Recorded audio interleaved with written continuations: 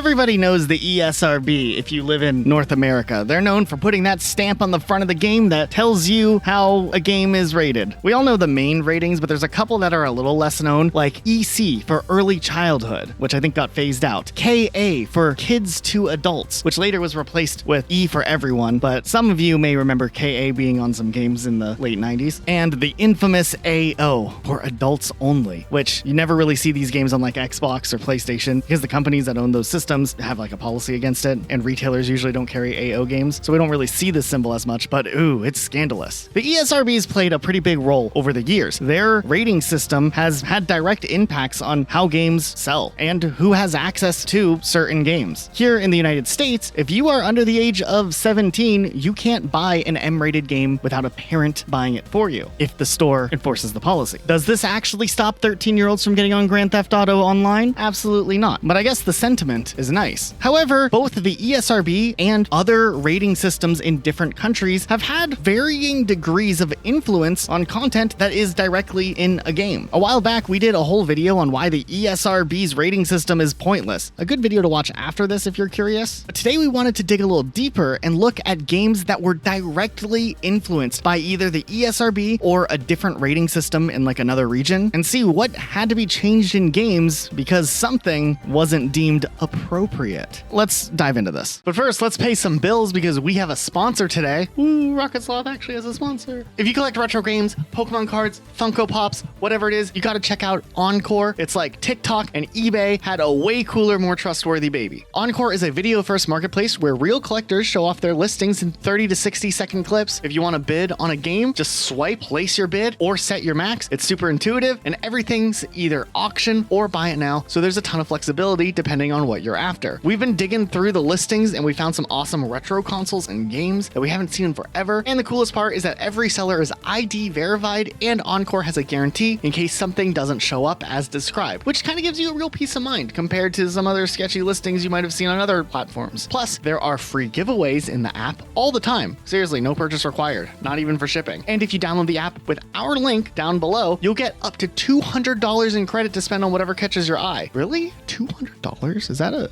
Luke, double check that, but I mean, cool. Just sign up and start browsing. Whether you're a serious collector or just window shopping for fun, Encore is worth a look. So hit the link in the description or the pinned comment and go grab your free credit now. Let's start with an interesting one like Left 4 Dead 2, because this game had an uphill battle because of the ESRB. I'll catch you guys up to speed. First of all, this was the original Left 4 Dead box art. You see what's going on here? It's like a hand with like the number 4 because the number 4 in Left 4 Dead. Cool, sweet, you're caught up. Left 4 Dead 2 was on the horizon to release 1 year later, and this time they were like, oh, you know, let's have 2 more fingers bit off so it's holding up the number 2 because it's the second game. That's pretty clever. And if you look closely, you can see this is actually not the box art for Left 4 Dead 2. This is. You see, originally, the box art was designed with 2 more fingers bitten off. However, the ESRB apparently had an issue with that because it suggested like human mutilation and cannibalism in the box art of the game. And this interestingly would result in Valve updating the box art design multiple times to kind of get it right, mostly just having the 2 fingers that were originally bitten off tucked away in the background. And they would revise this version a few times before the actual release of the game. What I find interesting though is the fact that they brought the 2 fingers back and ESRB's like, okay, now it's good, but the thumb is still clearly missing. Like that was missing in both of them, and they didn't have a problem with that. It's just the 2 fingers being gone that was not acceptable to the ESRB. Matter of fact, the ESRB potentially was asked why this cover was allowed, but the missing thumb was fine or whatever, and the ESRB declined to comment. Now, to be fair, it is interesting how many different concept arts and box art ideas they had, you know, leading up to Left 4 Dead 2 that are now online that you can see. I mean, look at them. Some of them were kind of cool ideas, but I think the one we ended up getting was still pretty good. Now, holding 2 fingers up can be considered an insult in certain countries, so interestingly enough, the United Kingdom version of the game was rotated, so the hand was like the other way around. But then the equivalent of the ESRB in other countries had different rules that Valve would have to follow to have the game sold in those countries as well. So like the German and Japanese versions of the game have all the fingers intact, so we have that going for it. Now, while we would like to criticize the ESRB forever and be like, wow, they're so oppressive, they're making the box art different, some other countries definitely had more involvement in what was allowed in games. The Australian and German version of Left 4 Dead 2 had a lot of censorship going on, mostly because of violence. Blood and gore was like an issue with those games. Like in those versions of the game, dismemberment government, and a lot of the blood is just not there. They can't be like set on fire. The bodies a lot of the time like despawn right away. Those special like riot infected were removed in some versions of the game because they were like, look, it's violence against authorities. That's not good. A weird one. And then in some versions, they would just alter the riot guys and make them not look like authorities so they could be put back into the game. Now, Germany in itself does have like its own weird censorship things going on with a lot of video games. It's gotten different over the years, but originally it was really, really strict. And we do have a section coming up where we'll talk a little bit more about Germany specifically, or Luke will. So hang tight. But first, we got to talk about this next game. One of the more interesting examples of the ESRB influencing the outcome of a game is probably Shadow the Hedgehog. If you were around, like alive or aware what was going on in the mid to late 2000s, you know for a fact that emo and punk pop culture was on the rise. Things were edgier than ever, so Sega wanted to lean into this and use the popular Shadow the Hedgehog character for his own game. This here is an image of director Takashi Iizuka holding up the 3 versions of Shadow the Hedgehog, and I think the look on his face accurately represents how this game turned out. Now, I'll be clear here. As a kid, I loved Shadow the Hedgehog. There's stuff going on here. There's like 22 levels, 10 different endings, but this was the first Sonic the Hedgehog type game for grown-ups. And Shadow the Hedgehog was kind of the Sonic the Hedgehog franchise attempt at reaching an older, more mature teen audience. So it's a little bit interesting. Originally, the plans for Shadow the Hedgehog were to make a T-rated Sonic game. But at the same time, while this game was in development, ESRB decided to up their game, and they introduced a brand new rating to the ESRB rating, E10, for ages 10 and up,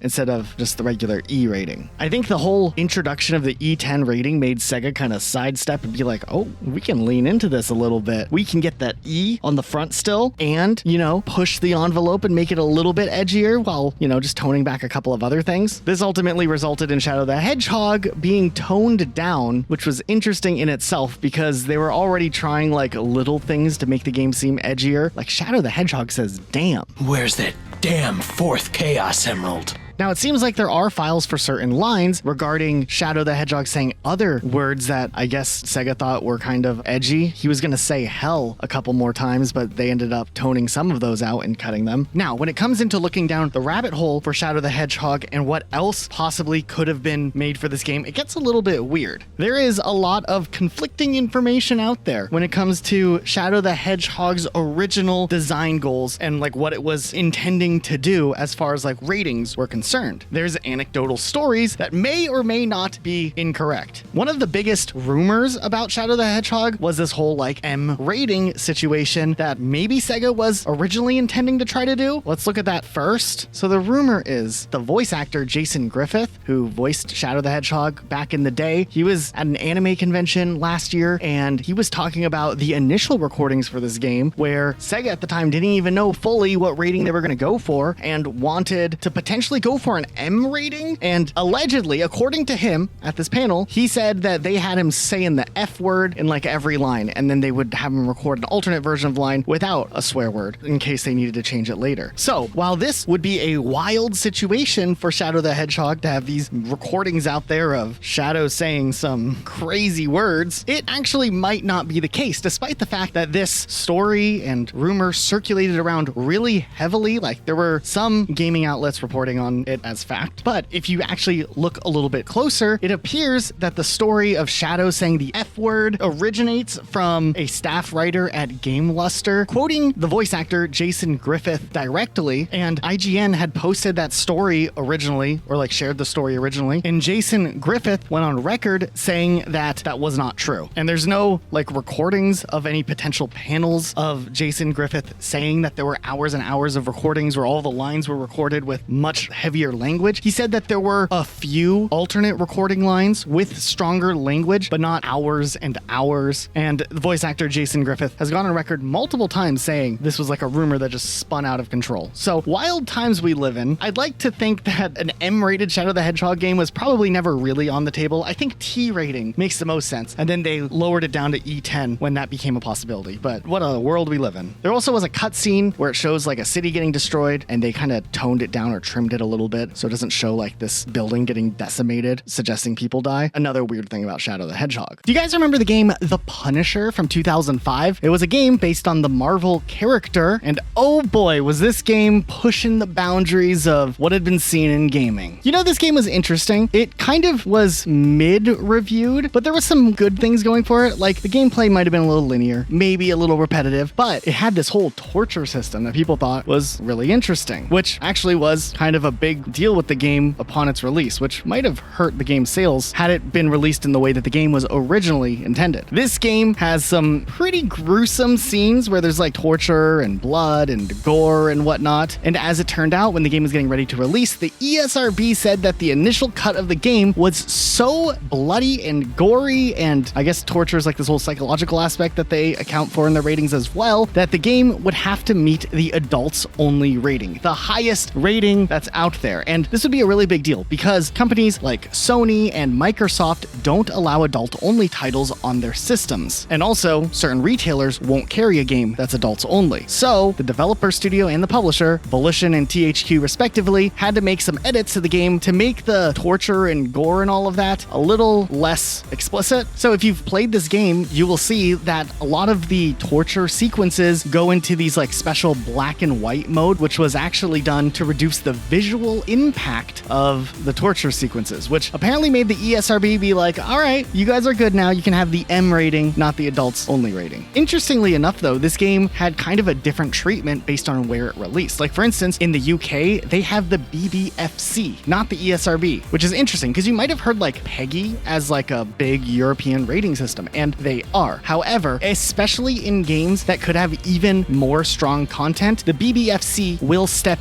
in and potentially prohibit or make recommendations for the game to become appropriate enough for retail and mass markets. It's a little confusing how the legalities of who gets to regulate video game ratings in the UK works. If I understand it correctly, though, it seems like PEGI wasn't like the primary rating system until after 2010, and the BBFC had more involvement, but it seems like they still have some involvement now. Nonetheless, the BBFC had a role here with The Punisher, which makes the UK release of the game a little bit different from what we saw here in America, for example. Instead, the game has like this solarization effect during these torture scenes, and the camera gets distanced pretty far back before the killings, and then like there's different zoom effects played around with to try to get the game in an okay state where it could pass with just an 18 certificate, which is like the equivalent of M-rated games in the UK. This one's interesting though, because this is actually one of the only instances of a game being rated based off of violence to require cuts from the BBFC directly in order for the game to get the 18 rating. This would be used in other games as well, like for instance, the Australian Classification Board also had some demands for the game to be edited, and 2 scenes were taken out of the game altogether, and Germany obviously had its whole list here, and this ended up putting the game on a special list that Germany has under the Federal Department for Media Harmful to Young Persons. Didn't know that was a thing in Germany. I'm gonna ask Luke about it here because maybe he'll elaborate. Luke, what's going on? The German government actually made it so a bunch of games had to be changed specifically for the German market, and since I grew up with the censorship in Germany, I thought I'd talk about it real quick because I think it's interesting how some massive games like Call of Duty or Wolfenstein or Left 4 Dead were changed. Now, firstly, in Germany, the rating is done by 2 government agencies or 2 bodies, I guess. One is the USK and one is the BZKJ, which has a list of media harmful to minors, or as we call it in Germany, der Index. Now, basically, USK is the one responsible for the symbol on the game box. They'll rate like 0, 6, 12, 16, or 18, and if you get the USK rating, then stores will sell your game. Now, if you land on this list called their index, that is where your game gets severely punished. If you're on this list, basically the game is invisible. You are not able to publicly advertise the game, stores can't display stuff for the game, and you can kind of only buy it under the counter if you're an adult. Maybe some games didn't even make it that far. So effectively, it's not like a ban, but I mean, you know, same thing as AO. If stores don't sell it, you're going to lose millions of dollars. Now, for years, there was another thing that actually factored into games that were specifically about World War II. There's a law in Germany that outlaws the use of symbols of unconstitutional organizations outside the context of art or science or researching and teaching. And video games, for the longest time, were not considered art in Germany. So every Call of Duty game that was set in World War II, like World at War or Call of Duty World War II, was censored, and the symbols were taken taken out, certain voice lines were removed, and the gore in the zombie mode was actually also turned down by a lot. Like, how in the uncensored version of World at War you can make crawlers? Well, in the German version you couldn't shoot off limbs, so you couldn't make crawlers. So this was not a technique that I had available as a kid, which is kind of crazy because this was such a big part of playing zombies. All the Wolfenstein games were also affected by this, either not even releasing in Germany or having, the imagery changed as well. And this went pretty far because in Wolfenstein 2, they even removed that one dude's mustache and changed his name to Chancellor to make him not the person he's supposed to be, which is actually kind of insane the more you think about it. And those were just some examples of bizarre ways that developers had to come up with in order to release their game on the German market, which I always thought was really stupid because the intention behind showing certain people and showing certain imagery in these games was not to glorify it. It definitely was in the context of a anti-fascist message. So it definitely ruined the presentation of that. But in 2018, there was actually a landmark decision being made, and the government finally recognized video games as art, which means from that point on, video games were able to display those symbols. Wolfenstein Youngblood in 2019 was actually the first Wolfenstein game that was uncensored in Germany, though players were still given the option to choose between a censored and uncensored version. And this change actually expanded to other video games like Mortal Kombat and Doom. Like, the original versions were on this index list for decades, and after 2018 they were slowly getting taken off this list and they were able to be sold in Germany. Obviously 20 years too late, but hey, a win is a win. Now obviously the reason Mortal Kombat and Doom were on this list wasn't because of some World War II imagery, it was because of their violence. And there was tons of other games that landed on this list that were not allowed in Germany because of their violence. Some of them would get censored versions and would release in that form, but they would always get the 18+ rating, which is the highest rating you can get. For example, that Scarface GTA clone called Scarface Save the World or something, The World Is Yours, that one had a censored version where the blood was reduced, you couldn't explode enemies' limbs, or story cutscenes that were straight up cut. And there's other games that were censored in a similar way for the German market, like Silent Hill Homecoming or Sleeping Dogs, which often means that the releases of these games in Germany were delayed. Also, there was straight up very popular games from the 360 era even that I just never was able to get in Germany. Like Dead Rising 1 and 2 were completely banned and there was no way of buying it on the German market unless you imported it. But I mean, once again, I'm glad that they are changing the rules on it and more games are getting taken off the list. Like last year, they took off Mortal Kombat 2011, Commandos, Behind Enemy Lines, and a game called Mortar. But there's still some games that are on this list that have never been taken off. So I guess I don't know when they'll take off Dead Rising 3, for example. Now, some of you might remember the age of extreme sports video games being really popular. Tony Hawk's Pro Skater was a really big deal, but there was another game during this time, Dave Mirra's Freestyle BMX. It was a BMX game. Pretty cool. So there were a few of these games that were made over the years. There was the original in 2000. They did a sequel remixed version in 2001, an official sequel in 2001 also called Dave Mirra Freestyle BMX 2, and in 2002 we had Dave Mirra's Freestyle BMX 3. But Dave Mirra's Freestyle BMX 3 is a little bit different because this game specifically only released on the Game Boy Advance. It wasn't like the first two games that had full releases on, all the systems you would expect. That's because the development studio and the publisher decided to pivot with the main game that they were going to release instead of Dave Mirra BMX 3. Enter BMX XXX. This is a wild game in itself. Okay, so development of BMX XXX did start off and was originally announced as Dave Mirra's Freestyle BMX 3, just like the Game Boy Advance version. However, the action sports, extreme sports game market was getting pretty crowded, and Axis and Acclaim definitely weren't doing the best financially in 2002. This studio had an interesting track record with some games, I feel like. Before Dave Mirra Freestyle BMX, they did Thrasher Presents Skate and Destroy, which was a skateboarding game during the time where Tony Hawk Pro Skater would release, so it did not peak and become more popular than Tony Hawk Pro Skater. It might have actually come out a few months before. I gotta double check that one, but still, it wasn't nearly as big as Tony Hawk. And then they did Space Invaders on the PlayStation, N64, and Windows in 1999. So it's not like they had a big track record. The BMX thing was definitely their biggest claim to fame. And then they did a Aggressive Inline in 2002. I wonder how that game sold. So maybe they were a part of the problem with the oversaturation saturation of the extreme sports market. And mind you, they're competing directly with Matt Hoffman's Pro BMX game series, which released around the same time under Activision, the same people that Tony Hawk, and that game was pretty popular too at its time. So to stand out, we had BMX XXX.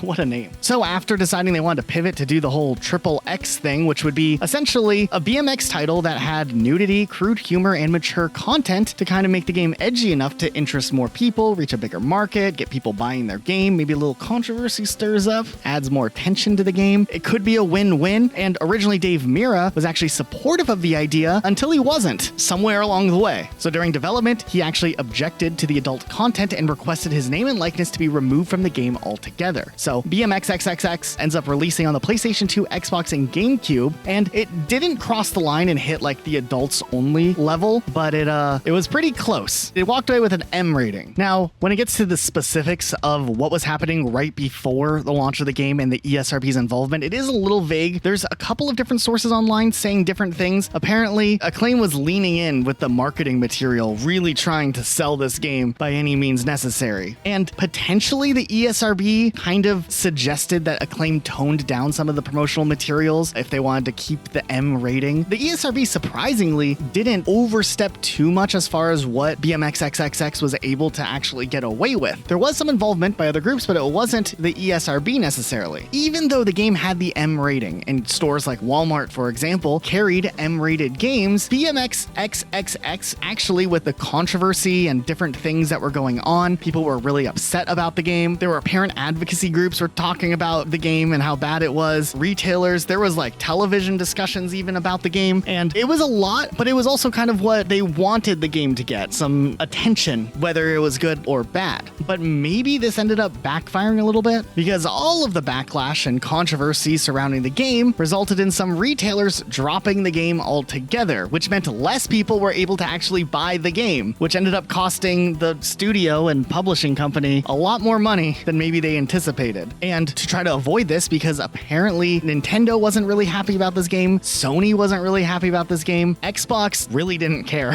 at all. Actually, the Xbox version of the game is pretty much the full uncensored version of the game. The PlayStation 2 version had to have some content removed from the game, some censorship added. They weren't going to be okay with like topless characters. And Walmart wasn't the only big retailer not wanting to carry the game. Toys R Us actually sold video games back then. That was like a big store. And KB Toys also refused to stock BMX XXX. So it was kind of backfiring a little bit. The Sony and Nintendo versions of the game would obviously end up being censored, and the game would see some other issues in other countries, like it was outright banned in Australia, but then a removal of sexual content was added to a version, and then Australia did get the game eventually. But Acclaim put $3 to $4 million into the advertising campaign for this game with like jokes, taglines, competitions for fan engagement or something. Wild times. But the game obviously didn't really sell all that well. It got okay reviews, but the biggest takeaway was that Dave Mirra himself would end up filing a lawsuit to Acclaim based off of this game directly. A $20 million lawsuit saying that the game damaged his image. They said that he used his name and likeness to promote BMX XXX, even though both parties had agreed to disassociate his name from the game. He had like 11 claims saying that they were breaking all sorts of things in their contract. Then Acclaim's team denounced the lawsuit, saying it was baseless and that they'd fight vigorously against it. Then some of the shareholders decided to sue Acclaim as well, saying that the company's management misled it and the public on 5 accounts of misinformation relevant to the company's operations, including inadequate disclosure of the company's plans to publish mature-themed games. Wild. As it turns out, the developers who even worked on the game were kind of blindsided with the pivot itself. Like, they were working on a regular,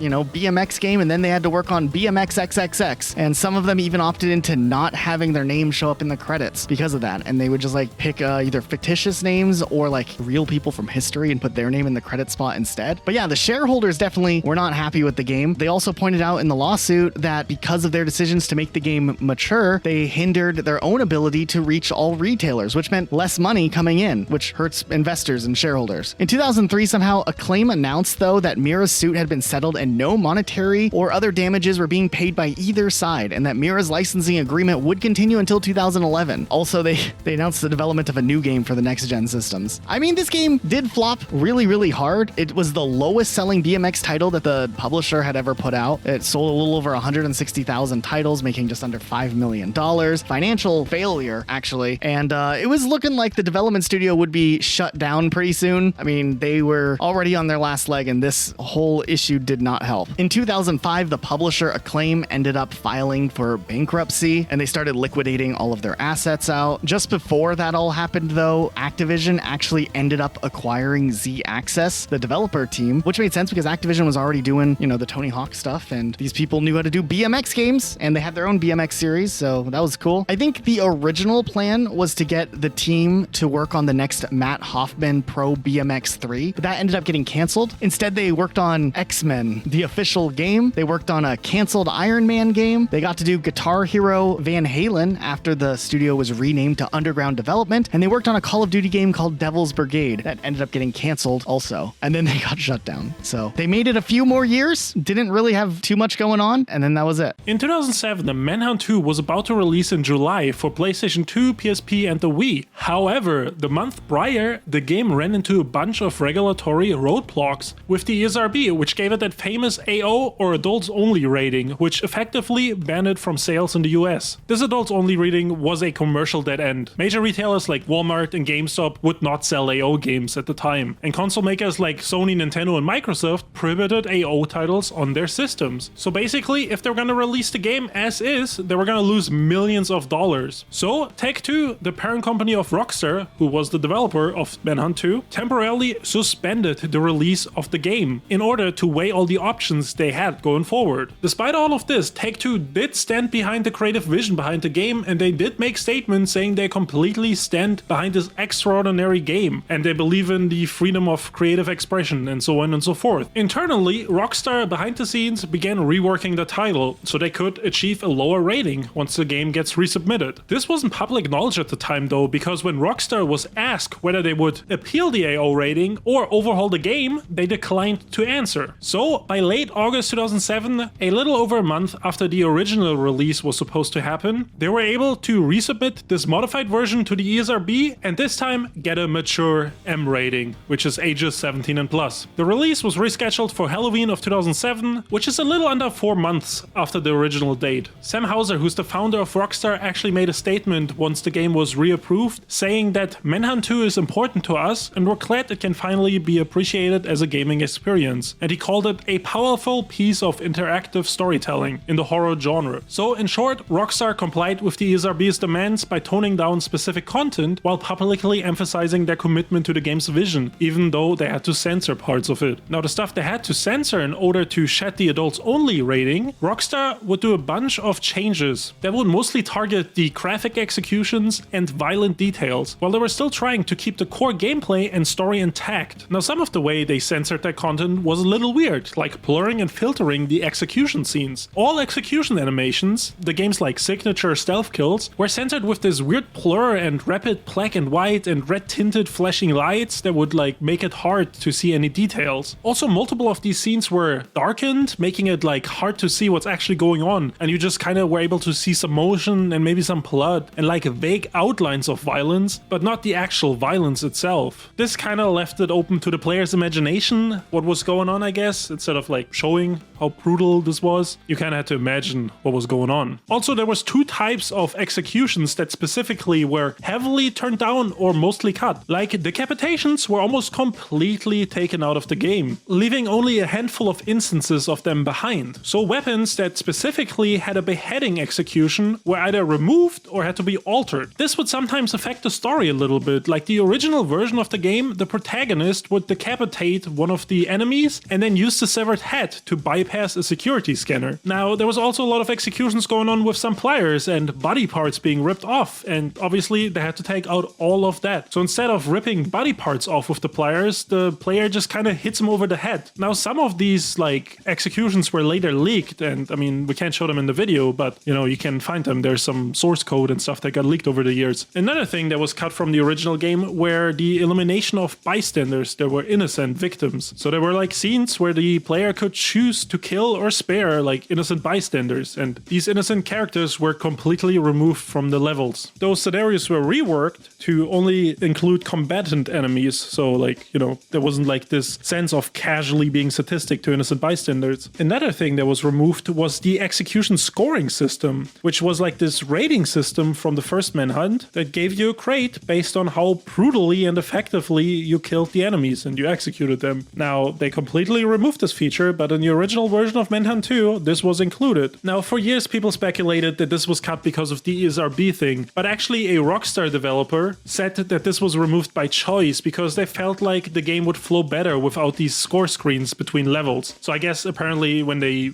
reworked the game, they were like, oh, maybe we can take this out. Now, what's kind of silly about this whole thing is that they did have them visually alter the execution scenes, but all the audio is still there. So you can still hear the gore very much, like the gurgling, the screams, and, whatever gruesome audio is going on. The ESRB didn't really care about any sound effects or anything, which probably saved the game's artistic vision a little bit because, at least you can hear what's going on. That does help the imagination. And after all of this stuff was done and the game was released, there was still some backlash though about this downgrading of the ESRB. Specifically, some senators, including Hillary Clinton, once again meddling with the goddamn video games, Pokemon go to the polls, sent this strongly worded letter to the ESRB criticizing the decision to downgrade Manhunt 2 from AO to M. They noted that in the UK, even the edited version was banned, implying that the ESRB was too lax on this. They also really were concerned about the motion controls on the Wii version of the game, saying that the system permits children to act out each of the many graphic torture scenes rather than manipulating a gamepad, since the Wii mode was so interactive and you had to move around and stuff. But, when you actually play Manhunt 2, it's really not that cool. You kind of like swing the controller around. The fan reaction to the censorship at the time was kind of mixed. A lot of people were unhappy that they had to,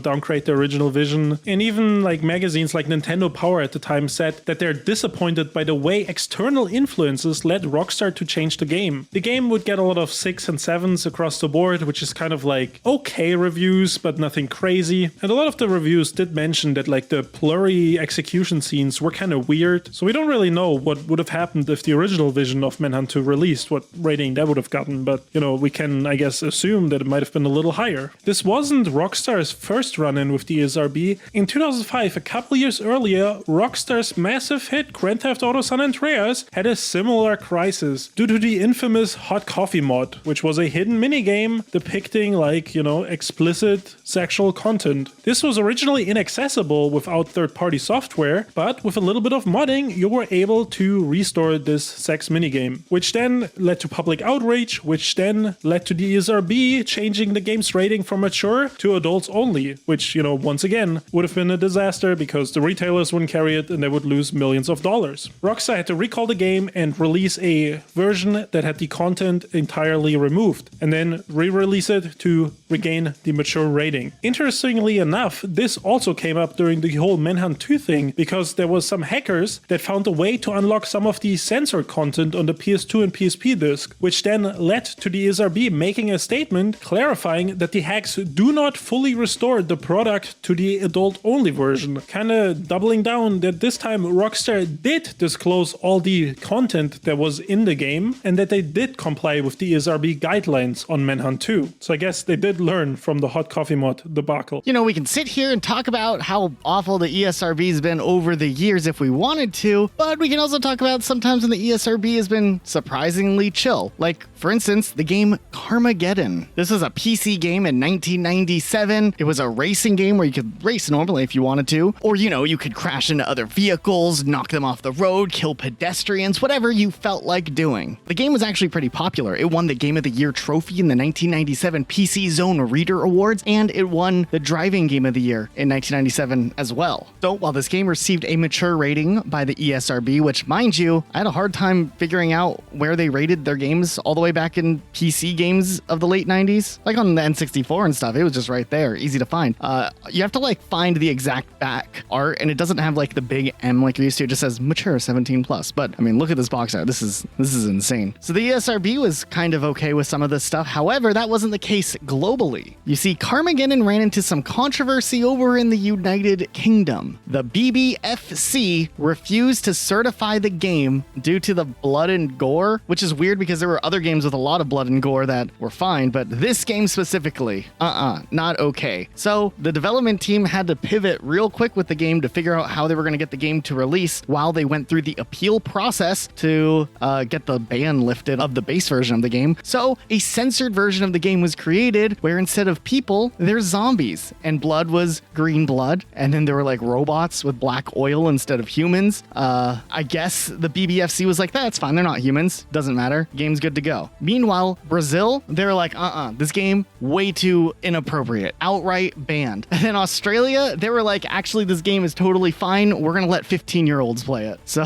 they actually had a lower age limit compared to other countries. However, 10 months after the release of the game, the development team, Stainless Games, ended up actually winning the appeal against BBFC's ruling on the game, and they were allowed to release the original version of the game. It wasn't banned anymore. Wild times. Def Jam Fight for NY was a interesting game and definitely a product of its time. This was the second game in what would later become the Def Jam trilogy, releasing in 2004, 1 year after the previous game Def Jam Vendetta released, and 3 years before Def Jam Icon would release as the third game. All these three games were fighting games, but Def Jam Fight for New York was certainly the most controversial one and had to be changed, like so many games on this list, to avoid that AO rating. This whole franchise focused around the rappers at Def Jam Records, featuring artists like Snoop Dogg or Method Man, not just on the game soundtrack, but as actual fighters in the game. And after the first one was already pretty gory, they really turned it up to 11 with the second Def Jam game. This game was developed by EA Canada, which, doesn't exist anymore. I think they renamed it to EA Vancouver, I think. But unlike many other cases on this list, they did internally review the violence and everything in the game, and then came to the conclusion that if they were to submit this to the ESRB, they might get hit with an ESRB rating. So a bunch of ideas and stuff had to be scrapped. While initially the idea was to have this be as gruesome as Mortal Kombat, the fights are pretty much not that bloody. I mean, there's some blood splatters during fights and stuff, but there's no dismemberment or gruesome death animations. Also, a bunch of finishers that some rappers requested were cut, like Ghostface Killer wanted a finisher where an eel comes in and gouges out the opponent's eyeballs. So they tried to be very aware of what content would fly and what wouldn't fly, and they didn't want to cross any borders. Another thing that was turned down from the initial vision was the sexual content. Obviously, there's like flirtatious cutscenes, dancers, and nightclubs and stuff in this game, but they avoided nudity or sexual acts overall, and they would focus on more suggestive scenarios that doesn't actually show anything, like a couple having something in the bathroom before a fight interrupts it. Now, obviously, the whole game featured a lot of rap songs, and with those rap songs, there was a lot of profanity and swear words and stuff, which in some instances had to be censored, or they had to use the radio edited version for this game. Also, they completely steered clear of any depiction of drug use or anything in that realm. Now, this is kind of an interesting case because this wasn't something that had to be changed later on, but more so internally, they were very aware of their vision maybe being too violent and running into issues down the road. But over the years, through developer interviews and stuff like that, we knew that the initial vision for this game was much more violent than it ended up being. So it is a little bit different, but I thought it was still interesting to talk about it on this list. In more recent years, there's a game called Agony that actually released still on major platforms like PlayStation and Xbox, but had to be censored because the ESRB originally deemed the game too violent. It would have received an adults only rating had it been released in its original form. Nonetheless, the game was apparently too violent, so they toned things down a notch, which when you look at gameplay, you're like, wow, that's okay, but whatever else wasn't okay. Now, this didn't mean though the developer studio was willing to give up on this ambitious, I guess, idea of this super violent game with like nudity and all this other stuff that was also in the game. There was a plan for the development studio to release an official unrated adults only patch for the game. However, this idea ended up getting dropped due to legal issues. But even then, the development studio circled back, talking with Steam about how they could somehow release the game without having an official publisher involved, and they could just kind of self-publish this patch so that people could play the game in its original violent form, I guess. So while the original game released in May of 2018, finally in October of that same year, the adults only unrated patch of the game was released as a separate title, though anybody who had the original version of the game could get it as free downloadable content. And that was basically it. Nothing like super deep, just a game that in more recent years had to have some censorship because of the ESRB. It's also worth noting, though, that the game did not really get that great of reviews. It was pretty mid-tier in itself. They did manage to get a Nintendo Switch version of the game released a year later, though I'm just going to go out on a limb and assume there isn't an unrated patch for the Nintendo Switch version. Though Nintendo Switch's store, by the way, absolutely insane with some of the titles that show up on the Nintendo Switch store, considering the fact that Nintendo typically, historically speaking, was pretty strict when it came to video games content. For some reason, they have a really lax policy on hentai games, or not, I mean, not even full hentai games, just like suggestive games, right? Like, now, typically, I think they are like the censored versions and not the versions that are on like Steam that have like uncensored patches and stuff. Still, it is impressive how many titles like this do exist on the Nintendo Switch eShop. Actually, on the topic of Nintendo directly, all the way back in the 90s, Mortal Kombat was like a huge controversial game. Matter of fact, Mortal Kombat was one of the big games that was talked about during those like court hearings in the 90s that eventually led to the creation of the ESRB directly. Now, Mortal Kombat in arcades was super popular, super violent, but it was popular. But the Super Nintendo version of the game was heavily censored. Instead of blood, it was like gray sweat, and a lot of the fatalities were reduced in terms of violence. Sega Genesis did have a cheat code you could enter to restore like the blood and stuff, but Nintendo was like super safe back then, not wanting to stir the pot at all. So this already kind of set Nintendo up to have, you know, this expectation of maybe stricter content guidelines. So it is interesting when Luke and I point out that, like, look at the Switch eShop nowadays. They just let anything in on there. Just speaking about the 90s specifically, another fighting game, much like Mortal Kombat, was a game called Thrill Kill for the PlayStation 1. This game was ready to go, got canceled in the last second because it was too violent. It got the adults only rating. You know, what's the point of putting a game out like that if nobody can play it anyways? wasn't this leaked later though? Yeah, actually, I think it's rumored that one of the developers directly leaked the game. We don't know for certain, but I think someone internally ended up leaking the game. I mean, I can kind of understand that, you know, you put time and effort into a game and then it gets canceled and it's done. Right, it's just dead in the water. It was probably one of the first games to become really popular, to be like pirated, bootlegged, and whatnot, just because of the fact this game was too edgy, too violent for regular PlayStation players to be able to handle. The game did get repurposed in the future into Wu-Tang Shaolin style, featuring the hip-hop group Wu-Tang Clan. And then the engine ended up being used in like X-Men Mutant Academy as well. But Thrill Kill,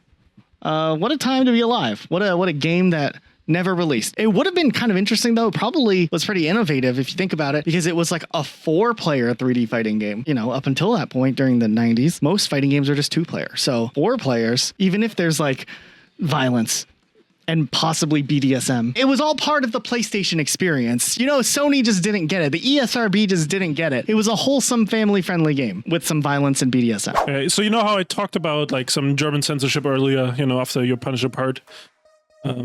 You know, you called me and you called the expert in. And another game that I did get when I was still living in Germany was South Park Stick of Truth, which was heavily censored in multiple countries, including Germany. And I think the Middle East and Australia once again. This involved some of the like, you know, mini games and some of the scenes. Like there was like an anal probing scene. There was an abortion mini game, which you couldn't play in the censored version. And then there was some, you know, those German symbols that don't fly in Germany, or used to not fly in Germany in video games. You know, we talked about that earlier. The Beyblades? The Beyblades, yeah, the Beyblades, you know, those Beyblades, they didn't fly. Those were definitely taken out of all these versions, but now what was funny about this is instead of like just cutting, like hard cutting the scenes, it would just like put this censored warning over this, and like depending on which version, like there was a European one and there was an Australian one, it would say like a little text, and I'm gonna read this text to you, okay? Break news, Europe, you and your children have been spared from the following scene. Picture yourself at the third console trying to save Randy. He is hopeful that this is the console that will save him, and it does, but not before it causes the anal probe machine in his cell to plug itself into his sphincter and ram him with great verve. So they would just describe the scene instead of showing it. The Australian version had a koala as its background. So they kind of leaned into it a little bit. Yeah, it's pretty funny. You know what I mean? Yeah. I don't know. I don't know. It also shows how kind of silly it is. They're allowed to like describe it, but like not show it. But like, what's really like point of it, you know? But I mean, again, I talked about it earlier. In Germany, for example, this would have been uncensored nowadays. Because Germany's like super chill now, right? Yeah, it just took like, I mean, for like, there was always an act that in art you can show stuff like this, right? That was censored. But like video games weren't considered art until like 2018 for some reason, I guess. I don't know. Because they're games, dude. Games aren't art.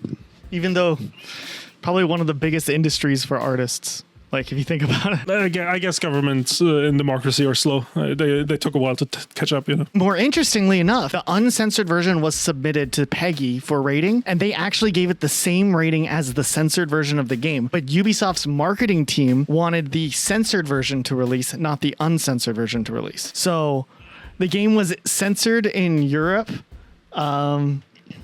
Just because Ubisoft chose to, I guess? I don't know. That is interesting because when I read most of, or like all of Europe, I was like, that's kind of weird. That's not what usually happens, right? Usually it's like specific countries, not just all of Europe. And then apparently during one of the scenes, there's an agent that runs around with a scanner and he says the ESRB is going crazy and I'm picking up some hot readings on the ESRB. And then depending on what version of the game, the rating association would be changed. So like the USK for Germany, the OFLC for Australia, or PEGI for other places in Europe. You know what? Cut now. Just show it here. Show the differences and people will understand what I'm trying to explain. I'm picking up some hot readings on the ESRB. I'm picking up some hot readings on the USK. I'm picking up some hot readings on the OFLC. I'm picking up some hot readings on the PEGI. So a while ago, we talked about the ESRB stuff, as Elijah mentioned earlier, and we talked about Outlast 2 already, but I kind of want to give it the rundown again because, you know, it's kind of an interesting story. This was an issue with the ACB, which is Australia's classification board, and they straight up refused to give this game a rating. They were like, nope, we can't even give this an 18+ rating. This game is too sexually violent. Now, the developer themselves made a statement saying that there will only be one version of Outlast 2 worldwide. So when the game released in Australia, after it was resubmitted, they were kind of confused how they got it out in Australia. What happened is the version they submitted to the Australian ratings board was like an alpha version that had like way more violent scenes in it that weren't gonna be in the final release that we actually never got to see. We don't know what exactly was changed because, you know, we only see the final version, but technically it wasn't a censorship. And technically their statement is right that there'll be only one version worldwide. This caused like a lot of confusion. A lot of people were like, so it is a censored version, or, you know, there was just a lot of confusion with this. There's no way that this version that released, if they only did one version, is the uncensored version. I have a feeling that with countries like Australia and Germany and stuff that probably were really strict, they probably did tone things down to make sure globally they could have a simultaneous release. What I'm thinking is everyone got the censored version then, like... Right, that's what I'm saying, but do you think they censored it because of the rating boards, right? I mean, yeah, they did say it was alpha footage, which, I mean, so that it was planned for the game, you know what I mean? Like, yeah. Right. I guess if they didn't run into issues with Australia, it probably would have stayed in. So, yeah, I mean, it was definitely censored. That's my suspicion, dude. I'm curious now about like what stuff ended up getting canceled, though. Yeah, this is something we never have found out yet because there hasn't been an alpha build leaked, right? But I mean, maybe in the future. I looked on the cutting room floor, and there is some speculation of cut content that's unused audio that are present in the audio files, and not something we can talk about in a video without getting demonetized, but it is a yikes moment involving a minor. So maybe that's that is part of the censorship. You know what? Maybe a little bit of censorship. Yeah, you know what? I take back the whole part about them, you know, deceiving people to censor stuff. Maybe they, you know, I don't know how integral that could have been to the story. Talking about yikes stuff with minors, there's an... I don't make a segue like that. Leave it. There's another game that was banned in the West called Omega Labyrinth Z. Wait, what is the game called? Omega Labyrinth Z? I don't know. Omega Labyrinth Z. Okay. Yeah. Okay. This was completely blocked from release in North America, Europe, and Australia because it had explicit sexual themes involving high school girls. Ooh, yikes. And they couldn't make a version, I guess, that was censored enough, so they canceled plans for making a censored version. Now, of course, there's other examples of things like this that have happened that we didn't go too much in depth on.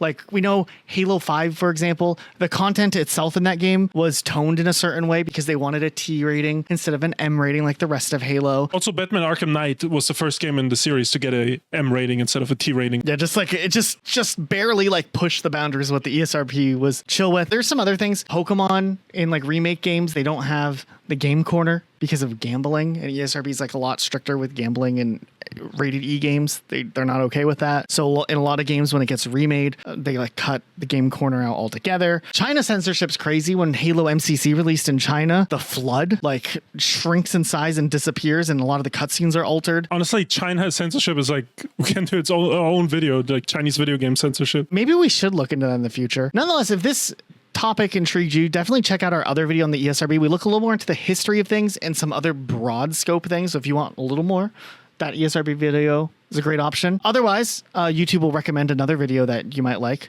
at this point. But first, if you're new, you like the videos, subscribe so you get more stuff like this. Seriously, a subscription goes a long way, longer than you think. And then a huge thank you to our YouTube members and our patrons for supporting this content. Their names are on the screen. If you want your name in our videos and you're helping like, a little small YouTube channel. I mean, not small, but like smaller than like a 5 million subscriber YouTube channel.